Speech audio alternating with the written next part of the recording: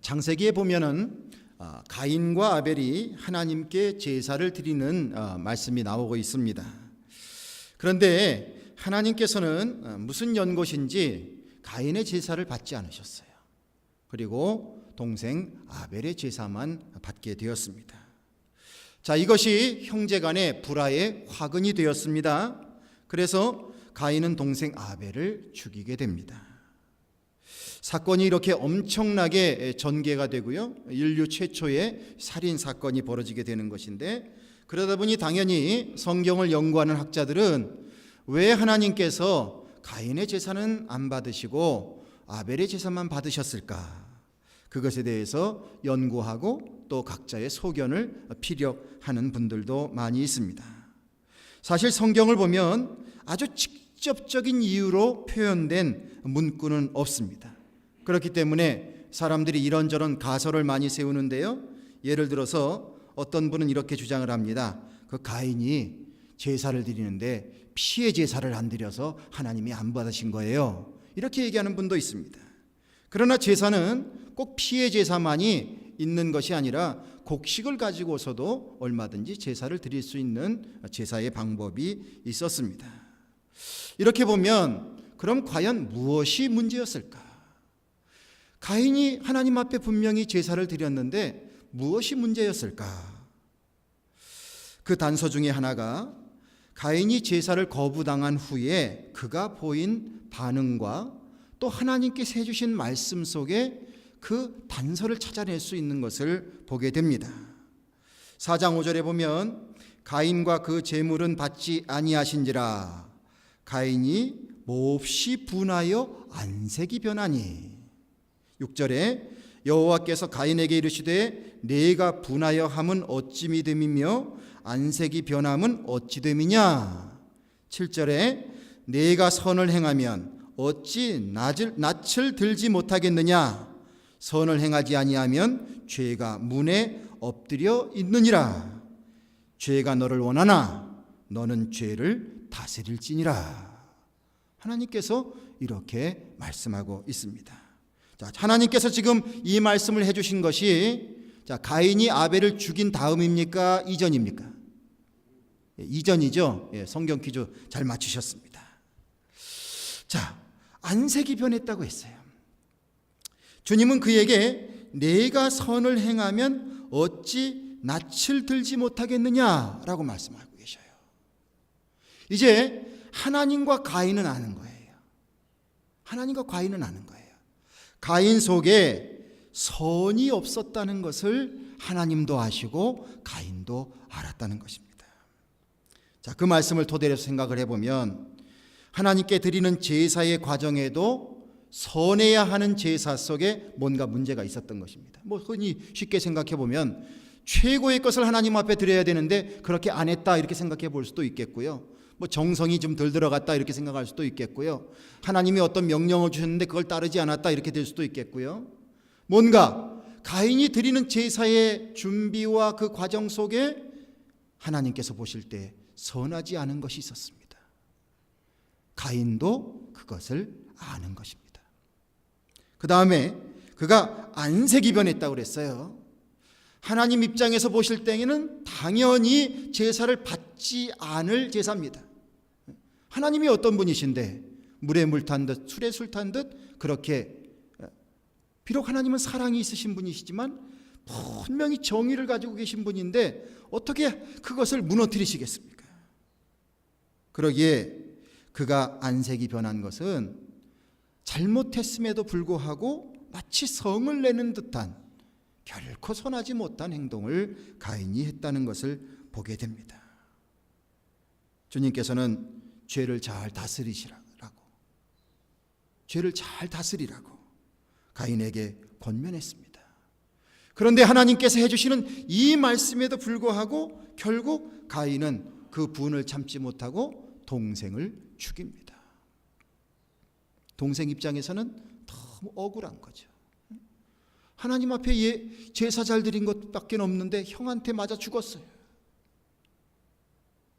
참 억울한 그런 상황을 맞이하게 됐습니다. 자, 이 모습을 통해서 우리가 깨달을 수 있는 것은 가인이라고 한 사람이 인생의 아주 전형적인 인생의 실패자의 모습을 우리들에게 보여주고 있다는 것입니다. 우리는 이런 말씀을 그냥 흘려보낼 것이 아닙니다. 우리의 삶 속에 내 자신을 통찰해 볼 수 있는 하나님께서 주시는 계시의 말씀으로 우리가 새겨봐야 될 것입니다. 여러분, 우리 하나님은 분명 선하신 분이십니다. 그러기에 하나님의 지음을 받고 하나님의 형상을 따라 살아가는 우리들에게 있어서는 선을 행하고 살아가야 하는 것이 사람이라 인간이라 이렇게 칭함을 받는 우리가 마땅히 해야 될 모습인 것입니다. 이건 해도 되고 안 해도 되고 하는 문제가 아니라요, 인간이라면 당연히 그렇게 살아야 되는 거예요. 사람다운 사람은 선을 행하며 살아야 한다는 것입니다. 그런데 우리는 완벽한 존재가 아니기 때문에 선을 행하고자 하지만 때로는 무지해서 잘 몰라서 실수할 때가 있습니다. 그렇지만 그렇게 실수를 하는 삶 가운데에서도 우리가 내가 저지른 잘못을 회개하고 용서를 구하고 속죄함을 받고 그리고 그 용서의 은혜를 입어서 다시 제자리에 돌아온다면 죄를 하나도 안 짓는 완벽한 사람이 아니라 하나님 품 안에 다시금 돌아와서 주님의 품 안에 살아갈 수 있는 그런 사람의 의미로서 우리는 선한 사람이요 또한 의로운 사람이 되는 줄로 믿습니다. 우리가 그런 자세를 꼭 가져야 되죠. 제사를 잘못 드리는 실수를 했지만 잠시 얼굴을 붉히고 불편한 마음을 가졌지만 하나님이 회개하라고 그 정도로 말씀을 해주셨으면 그가 마음을 돌이켜서 하나님 앞에 자신의 죄를 회개했다면 얼마나 좋았겠습니까? 세상에 둘도 없는 형제가 같이 잘 지냈으면 얼마나 좋았겠어요. 그런데 동생을 죽이는 살인자가 됐다니 얼마나 안타까운 일입니까? 우리들의 인생도 되돌아보게 되면 사과의 기회를 놓쳐서 후회스러운 일들이 많이 있습니다. 후회 막급입니다. 꼭 사과를 하고 화해를 하고 그렇게 해야 될 것만은 자꾸 차일피일 시간을 미루다 보니까 그 기회마저도 다 놓쳐버리고 마음의 무거움을 가지고 살아가는 이 미련스러운 삶을 살아가는 것이 우리들의 삶입니다. 성도 여러분, 주님의 말씀을 듣는 귀가 있다면 하나님 해주시는 말씀을 여러분들 마음속에 잘 새기시길 바랍니다. 죄가 우리 앞에 있습니다.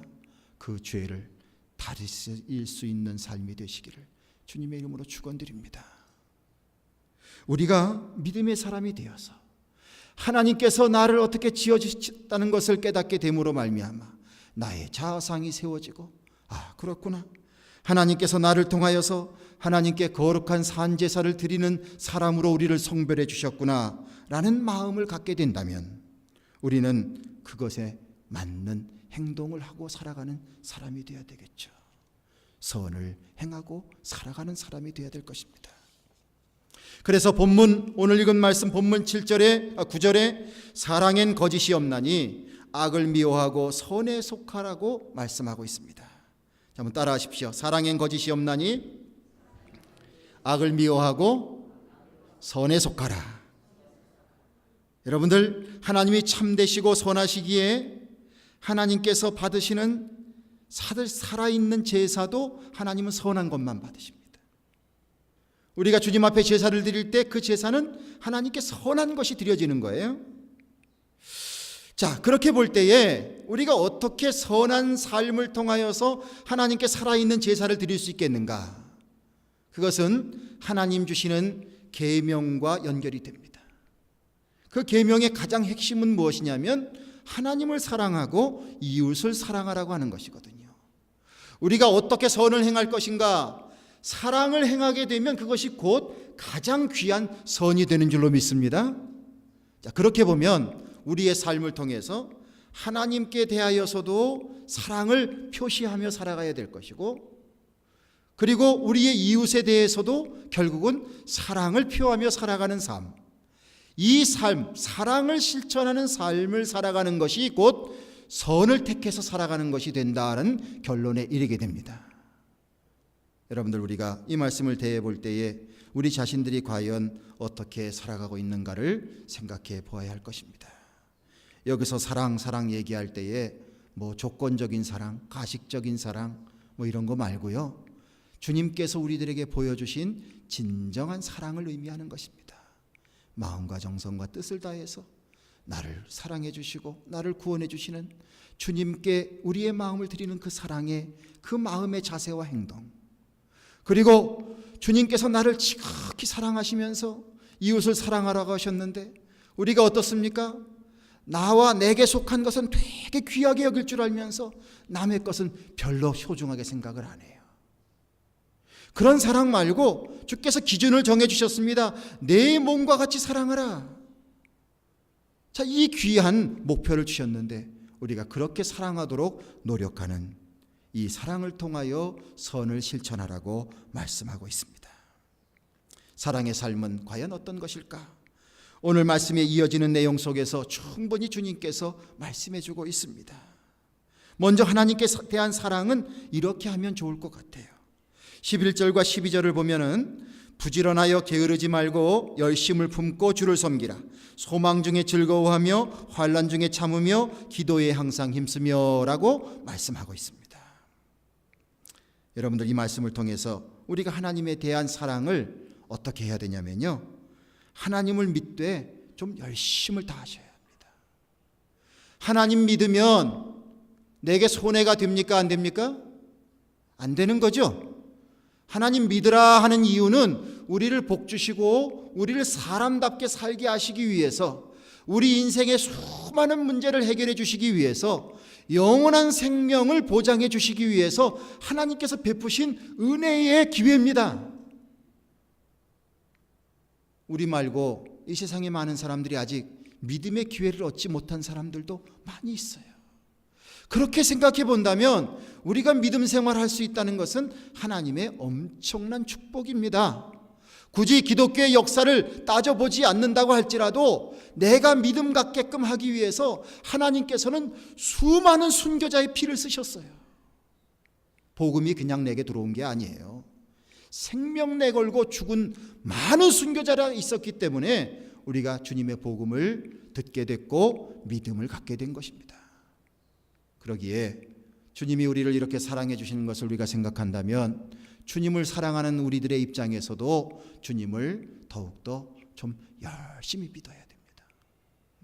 열심을 다해서 믿어야 돼요. 그냥 여가하는 생활, 무슨 교양 쌓는 생활, 이 정도로 주님을 예배하며 살지 말자는 거예요.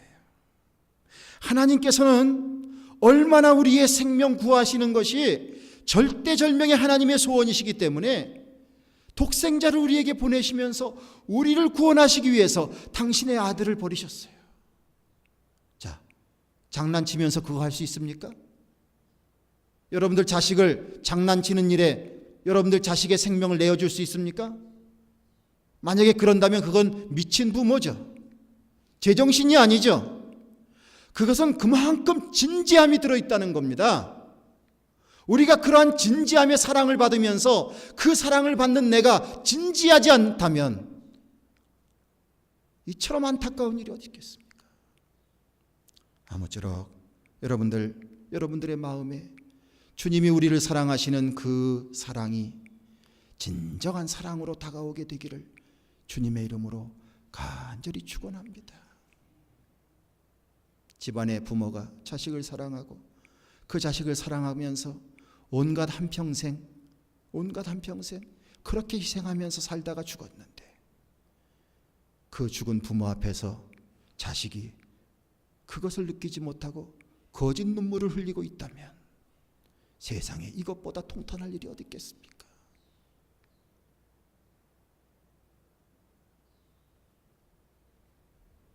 어떤 분에게 질문합니다. 왜 하필이면 주일 낮에 떠나는 비행기표를 끊으셨어요?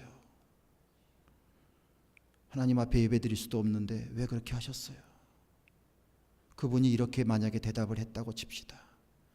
그때가 비행기표가 100불이 싸요.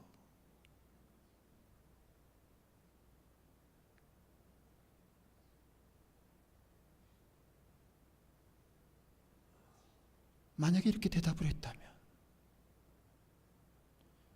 예수 그리스도의 목숨값이 100불밖에 안 됩니까? 그러면서 본인 자신은 어떻게 하나님께 엄청난 축복을 고대하며 살 수 있습니까? 아니, 하나님께 예배하는 것이, 나를 구원해 주신 하나님을 만나는 그 귀한 예배가 여러분들 100불로 바꿔할 수 있는 거예요. 그런데 우리들의 인생에는 그런 수많은 유혹이 찾아옵니다. 하나님 앞에 우리가 마음과 정성을 다해서 생명처럼 주님을 내 마음속에 존귀히 여기며 살아가는 믿음의 사람이 되도록, 아직 내가 믿음이 연약해서 여러 가지 결단해야 될 것들을 다 결단하지 못하지만, 그러나 주님 앞에 기도하면서 주님 앞에 매달리면서 주여, 내가 진정으로 주님을 사랑하고 주님을 예배하고 주님을 모시고 주님을 섬기는 이 일을 위하여서 내가 정성을 다할 수 있는 그런 신앙이 되게 하옵소서. 저도 그렇고 여러분들도 그렇고 우리 이렇게 좀 신앙생활 하기를 간절히 소원합니다. 그러한 마음의 자세에서 주님을 더 귀하게 주님을 더 존귀하게 그렇게 여기면서 믿음 생활하면 하나님께서 우리의 삶을 통하여 드리는 이 산 제사를 주께서 반드시 받게 되실 줄로 믿습니다. 인생의 선택의 순간이 얼마나 많이 찾아오는지 모릅니다. 이 선택의 순간순간마다 그 선택의 순간에 하나님께서 존중히 여기심을 받고 있는지 우리가 생각하면서 주님을 귀하게 여기면서 주님이 기뻐하시는 모습으로 그런 결단 속에 삶을 살아간다면 이것이 진정으로 살아있는 제사를 드리는 귀한 삶이 되는 것이요 선한 삶이 되는 줄로 믿습니다. 하나님을 그렇게 좀 사랑하자 하는 겁니다. 우리 그리스도인들이 어떤 태도로 믿음의 삶을 살고 있는가는 이 세상에 굉장히 영향력을 크게 주고 있습니다. 어떤 사람은 내가 믿음의 사람인 것을 밖에다 발표하지 못하는 분도 있습니다. 어떤 분은 좀 과감하게 내가 그리스도인인 것을 나타내는 사람도 있습니다. 어쨌든 세상은 하나님의 자녀된 우리들, 믿음을 가진 그리스도인들의 삶을 주목해 보고 있습니다. 왜냐하면 영안이 열려지지 않았기 때문에 하나님을 볼 수가 없는 거예요. 그래서 하나님을 믿는다고 하는 우리를 보고 있는 거예요. 그렇기 때문에 우리들의 살아가는 모습이 어떻게 보면 어떤 모습에서는 우리 하나님의 이름이 업신여김을 받게 되는 경우도 있고요. 어떤 경우는 하나님의 이름이 너무나도 존귀하게 드러날 수 있는 경우도 있다는 겁니다. 자식이 살아가는데 아주 똑부러지게 잘 앞길 잘 헤쳐나가고 또한 선한 모습으로서 모든 사람에게 칭송을 받으면 덩달아 누구의 이름이 올라갑니까? 부모님의 이름이 올라가죠. 그러나 자식이 정말 개판으로 살고 사회의 악이 되는 인생을 살게 되면 그 부모는 낯을 들 수가 없는 거예요. 낯을 들 수가 없는 거예요. 마찬가지입니다. 우리가 하나님 은혜 안에서 살아가는 사람이 되었는데 최소한 하나님의 이름에 먹칠하고 살지는 말아야죠. 내가 그런 마음의 각오는 가져야죠. 내가 살아가는 모습을 통해서 우리 하나님의 이름이 욕되지 않게 해야 되겠다. 주님께서 우리들에게 소망 중에 즐거워하라, 환난 중에 참으라, 기도에 항상 힘쓰라 말씀하셨거든요. 우리가 이 말씀을 지켜 살아가면 이 모습을 통해서 하나님의 이름이 존귀케 됩니다. 소망 중에 즐거워하라. 자꾸 땅에만 소망 두지 마시고 하나님 나라 백성의 소망도 두시기 바랍니다. 우리가 아무리 세상 것 붙잡으려고 해도 여러분 세월이 얼마나 빨리 지나가는지, 흰 망아지가 문틈으로 지나간다 그런 말처럼 쑥 하고 지나갑니다. 아무리 쌓아놓으려고 해도 아무리 간직하려고 해도 잠깐에 불과합니다. 하나님 나라에 소망 두어야 되죠. 하나님의 자녀로 쓰임받는 일을 귀하게 여겨야죠. 어차피 살아갈 하루하루의 삶인데 그 삶을 통하여서 하나님이 주시는 소망을 내 안에 간직하는 것이 우리의 인생에 얼마나 복된 것인지 모릅니다. 사랑하시는 성도 여러분, 주께서 은혜로 함께하여 주셔서 하늘나라의 소망, 천국의 소망, 하나님의 소망이 우리의 소망이 되기를 주님의 이름으로 축원합니다. 그걸 붙잡고 살아가는 성도의 모습이 되길 바랍니다. 또한 환난 중에 참으라 그랬습니다. 좀 좋은 일을 하려고 하다 보면은 굉장히 어려운 일들이 생겨. 한 주간 동안 마음이 굉장히 아팠어요. 하나님의 좋은 일을 앞두고 굉장히 어려움에 처한 교회의 소식을 듣게 됐습니다. 왜 그 좋은 일에 이런 어려움들이 생길까? 여러분들, 하나님의 나라가 세워지고 우리가 믿음으로 살아가는 일에 너무너무 바빠지는 자가 있어요. 그게 바로 누구냐면 마귀예요. 마귀가 그냥 우리의 마음 막 휘어파요. 우리의 가정을 막 휘어파요. 사람이 약한 것은 아닌데 나도 모르게 그렇게 자꾸 휩싸여서 그 속에서 연단받게 되고 힘들어집니다. 그런데 하나님께서 우리에게 말씀하십니다. 그걸 참으라는 거예요. 주님께서 그냥 참으라 하지 아니하시고 주께서 함께 해주십니다. 내가 아파서 울면 주님은 더 우세요. 주님은 더 안타까워하세요. 그러면서 그 안에서 우리가 시험을 이겨나갈 수 있을 만한 믿음의 연단이 되기를 주께서 원하고 계십니다. 그러므로 우리가 그 마음 가지고 주님 붙잡고 소망을 갖고 좀 힘들어도 역경 속에서 좀 참아나가십시오. 그러면서 주님 앞에 기도하는 거죠. 믿음 없는 사람은 기도 못합니다. 지금 세상적으로 뛰기도 바쁜데 어떻게 기도를 할 수 있겠어요? 그러나 우리의 생사화복을 주관하시는 분이 하나님이시라는 것을 믿는 자는 다른 일을 제쳐놓고 어려운 일이 있으면 있을수록 먼저 무릎을 꿇게 됩니다. 그리고 하나님께서 나와 함께 역사하시는 은혜를 그때부터 경험하게 됩니다. 한번 따라 하시길 바랍니다. 내가 약할 때가 하나님의 강함이 드러날 때이다. 믿습니까? 예, 그런 거예요. 참 신앙은 신비롭고 오묘합니다. 하나님을 그토록 찾고자 하는데 내가 강할 때보다 내가 심히 연약해졌을 때에 그때에 하나님께서 모습을 드러내십니다. 성경 속에 요셉이 아주 잘했지만 너무너무 잘했지만 모함에 빠져서 감옥에 갇혔습니다. 그러나 그는 거기서 시리에 빠져 있지 않았습니다. 감옥 안에서도 하나님의 사람으로서 해야 될 일을 최선을 다해서 했습니다. 그 연단의 과정을 거치게 되니까 하나님께서 그를 한 민족을 살리시고 또한 주님의 역사를 써나가시는 위대한 이스라엘을 세우는 터전으로 만드십니다. 애굽의 총리가 되게 하십니다. 하나님께서 쓰시는 인재가 되게 하십니다. 바울 주의 복음 전하다가 선한 일을 하다가 감옥에 갇혔습니다. 그러나 그곳에서 실망하지 아니하고 하나님을 찬미하고 기도하는 가운데 그것이 그 주변에 있는 사람들에게 감동을 주어서 사람을 구원하는 놀라운 은혜의 장이 되었습니다. 우리도 마찬가지입니다. 하나님께서 약속하신 구원의 소망, 천국의 소망, 또한 축복의 통로가 된다고 하는 이 소망들을 마음속에 간직하고 소망 중에 즐거워하십시오.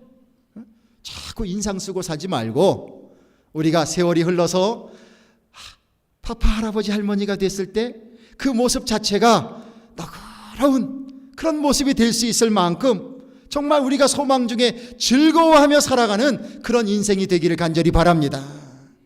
열심히 참으시면 주님께서 우리를 정금같이 빛나게 만드십니다. 그리고 기도하면 하나님께서 하늘의 문을 열어주셔서 우리가 이전에는 도저히 될 수 없다고 하는 일들을 주께서 이루어 주시고 이것이 바로 하나님의 은혜입니다.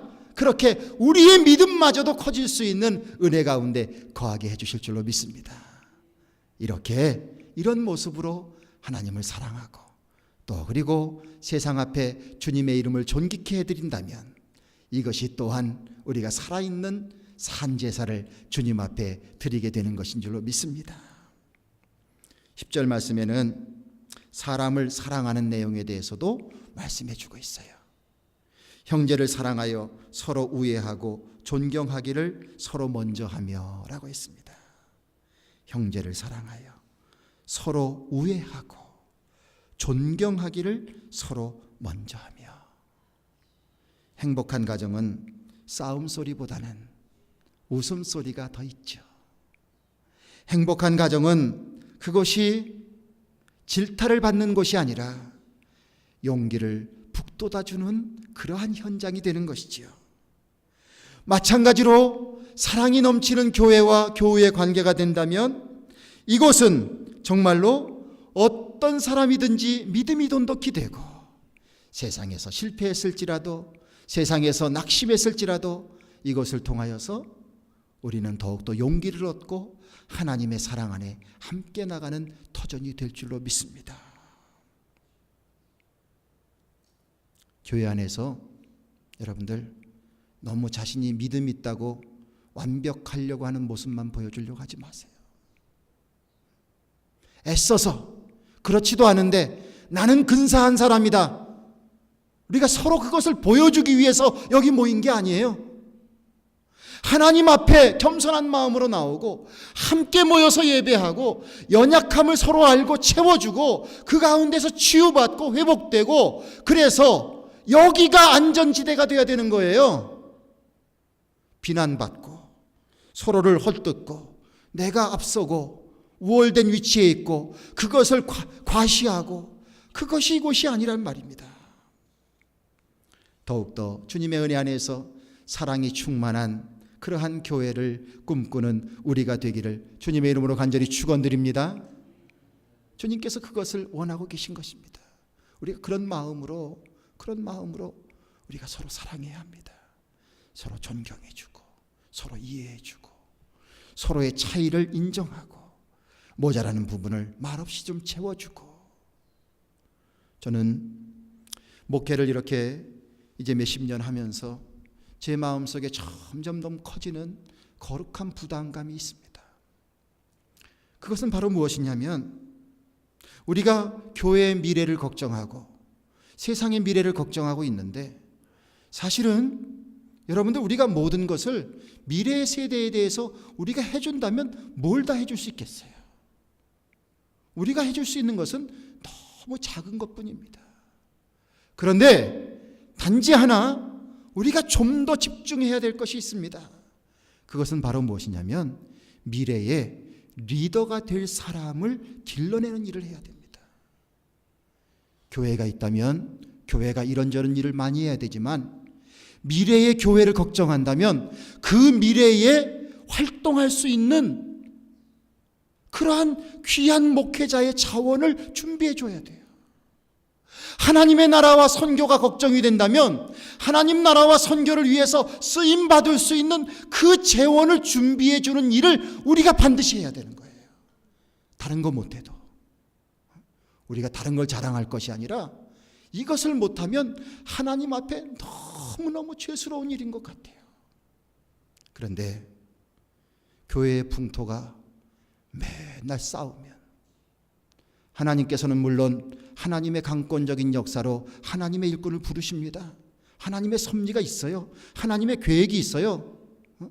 마치 쓰레기장과 같은 곳에서 꽃이 피는 것과 같은 놀라운 일들이 있긴 있어요. 그러나 많은 우리의 어린 자녀들이, 우리의 젊은이들이 우리들의 교회 생활 모습을 보면서 마음의 상처를 입어서 한때에는 감동이 되어서 내가 하나님께 쓰임받는 자가 되고 싶다라는 마음의 열망이 조금씩 싹트다가 내 부모가 당하는 꼴, 우리 교회가 보여주는 그 어려운 모습들, 이런 것을 보면서 나는 절대로 안 하겠다고, 나는 절대로 안 하겠다고. 여러분들, 이것이 하나님께서 보실 때에 하나님의 마음을 얼마나 아프게 해드린 일입니까? 사랑하는 성도 여러분, 저도 그렇고 여러분들도 그렇고 이런 부분에 있어서 회개할 것이 있다면 반드시 회개해야 합니다. 둘로 갈라진 교회들도 다시 합쳐질 수는 없을지 모르지만 어느 시기가 되면 서로 하나님 앞에 모여 함께 예배드리는 날이 있어야 합니다. 회개하며 우리가 잘못했었노라고. 우리 교회도 벌써 38년이라는 시간을 보냈습니다. 여러분들과 제가 한 배를 타고 이 길을 걸어가면서 우리의 마음속에 공통적으로 가질 소망이 있길 바랍니다. 하나님, 우리 교회 터전을 통해서 하나님의 일꾼으로 부름받는 귀한 자녀들이 나오게 하옵소서. 하나님의 소원과 하나님의 뜻을 이루어드리는 그런 교회가 되게 하옵소서. 이 일을 위하여 어떤 희생이라도 감수하는 우리가 되게 하옵소서. 정말 좋은 영적인 분위기, 사랑의 분위기가 만들어지는 그런 교회가 되기 위해서 다른 것을 우선할 것이 아니라 우리가 주님의 은혜 안에서 그렇게 서로를 사랑하면서 하나님 기뻐하시는 교회를 만들어가게 되기를 주님의 이름으로 축원드립니다. 자, 동의하시면 아멘 크게 하시길 바랍니다. 할렐루야. 네. 자, 우리 모두 이런 꿈을 좀 가집시다. 13절에 마지막으로 말씀을 드립니다. 성도들의 쓸 것을 공급하며 손 대접하기를 힘쓰라 그랬어요. 우리가 이웃에 대하여 사랑하는 마음을 갖되 주님께서 구체적으로 얘기하셨잖아요. 성도들의 쓸 것을 공급하며. 자, 우리가 다른 사람들을 잘 대해줘야 되는데 특별히 믿음의 가족들에게 잘해줘라 이렇게 주님은 말씀하고 계시거든요. 그러니까 자꾸 우리의 믿음의 형제 자매들 주변 형편을 살펴보셔야 됩니다. 자꾸 살펴보세요. 그리고 우리가 도와주기 위해서 애써야 합니다. 그리고 손 대접하기를 힘쓰라 그랬어요. 자, 길을 지나가는 사람들, 나그네가 된 사람들, 이런 사람들을 외면하지 말라는 거죠. 그리스도인으로서 검소하게 살아가야 되는 것은 우리들의 철칙입니다. 그건 반드시 우리가 그렇게 살아야 돼요. 사치스럽게 사는 것을 당연히 여기면 안 됩니다. 검소하게 살아야 되죠. 그러나 내 자신은 검소하게 살지만 우리가 믿음의 형제자매를 향해서 그리고 다른 사람들을 향해서는 우리의 지갑이 열려야 됩니다. 그래서 요한에슬레 목사님이 유명한 명언을 남기셨어요. 회개하지만 진정한 회개는 지갑이 회개를 해야 된다 그랬어요. 지갑이 회개를 해야 된다. 그래야 진정한 회개다. 하나님 앞에 인색하지 마시고 이웃에게 인색하지 마시고 살아보십시오. 주께서 형통하게 해 주실 줄로 믿습니다. 내 당대에 다 채워지지 않는다면 여러분들 자손을 통해서라도 하나님께서는 분명히 채워주실 줄로 믿습니다. 자, 이 마음 갖고 살아가시길 바랍니다. 오늘 몇 가지의 말씀을 통해서 우리의 삶의 이 현장 속에서 어떻게 하면 구체적으로 실천적인 살아있는 산제사를 드리는 삶을 살 수 있을까 서로 함께 나누었습니다. 이 말씀들이 걸림돌이 되지 아니하고 나의 인생의 보약이 되고 좌우명이 되고 삶의 실천가지가 되어서 하나님 내려주시는 축복을 누릴 수 있는 우리 모두가 되기를 주님의 이름으로 축원드립니다. 기도하겠습니다. 오늘도 주님 저희들에게 하나님의 귀한 말씀 주시니 감사합니다. 더욱더 선한 삶을 살아가는 저희들 되길 원합니다. 무엇보다도 하나님을 극진히 사랑하게 하여 주시고 또한 우리에게 허락하신 우리의 가족과 교회와 또한 성도님들과 이웃을 정말 잘 사랑할 수 있는 저희들 되게 도와주시옵소서. 저희들의 가지고 있는 개인적인 능력으로는 부족하지만 성령께서 함께 해주시고 하나님께서 형통의 은혜를 베푸시면 그렇게 할 마음도 주시고 그렇게 할 여력도 주시고 그렇게 할 용기도 주실 줄로 믿습니다. 주님의 말씀 잘 실천하여서 살아서 주님 살아있는 산제사를 드릴 수 있는 믿음의 사람들 다 될 수 있도록 주여 축복하여 주시옵소서. 예수님의 이름으로 기도드리옵나이다. 아멘.